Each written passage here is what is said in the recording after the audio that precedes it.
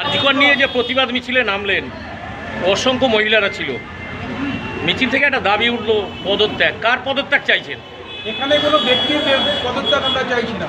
আমরা এই রাজ্যের যে প্রশাসনিক প্রধান তার পদত্যাগ চাইছি, এবং তার সঙ্গে যুক্ত যারা আছে, যে স্বাস্থ্যমন্ত্রী হতে পারে, সে মুখ্যমন্ত্রী হতে পারে, সে কোনো স্বাস্থ্য অধিকর্তা হতে পারে, সে কোনো আইএস আইপিএস হতে পারে, তাদের পদত্যাগ চাইছি।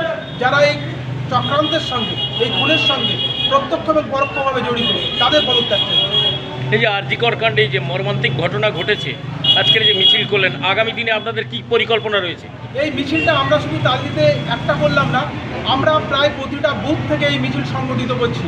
গতকাল আমাদের মিছিল হয়েছে বাঁশরা অঞ্চলের ভিড়গোড়, তার আগে মিছিল হয়েছে গৌরদহ শনি মন্দির থেকে।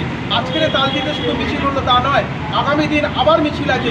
আমরা ক্যানিংয়ের বুকে রাজপথে মিছিল করব। এই মিছিলটা আমরা প্রতিটা গ্রামে গ্রামে, প্রতিটা বুথে বুথে